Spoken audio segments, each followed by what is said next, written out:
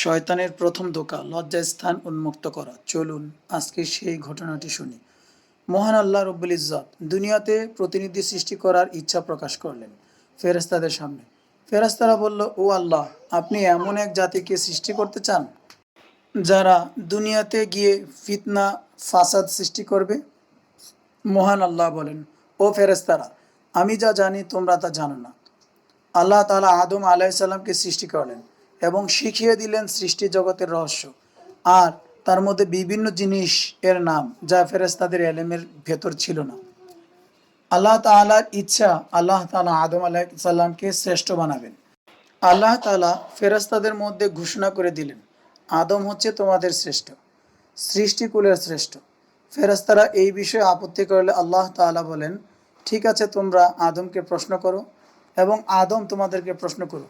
আদম আলাইসাল্লামকে ফেরেশতারা প্রশ্ন করলে সমস্ত প্রশ্নের উত্তর আদম আলাইসাল্লাম দিয়ে দিলেন।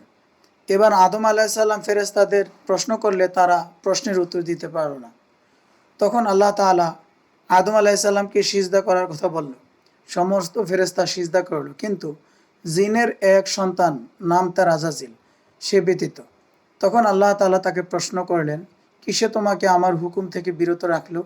সে উত্তর দিল, আমি আগুনের তৈরি আর আদম মাটির তৈরি, আমি তার থেকে শ্রেষ্ঠ।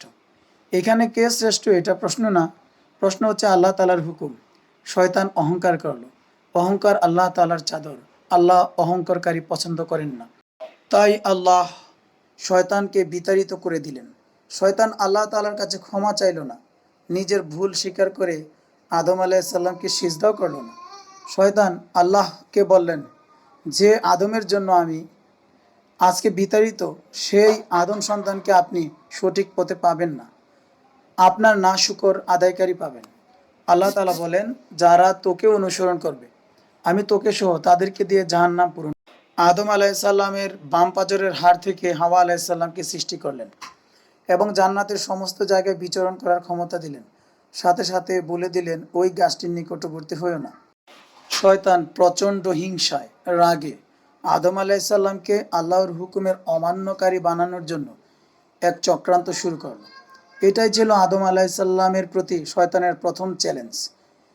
প্রিয় পাঠক, প্রথম শয়তানের ধোঁকা কি ছিল এবারই পরিষ্কার হয়ে যাবে। একদিন শয়তান হাওয়া আলাইসাল্লামের কাছে বন্ধুরূপে হিতাকাঙ্ক্ষী সেজে আগমন করে এবং বলে, আল্লাহ তোমাদেরকে ওই গাছটির নিকটে কেন যেতে বারণ করেছে জানো?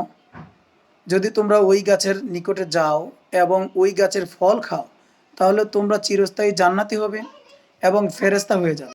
শয়তানের ধোঁকায় পড়ল আদম এবং হাওয়া আলাইসাল্লাম। গাছের নিকট গেলেন এবং ফল খেলেন, যার কারণে তাদের লজ্জাস্থান একে অপরের কাছে প্রকাশ পেয়ে গেল।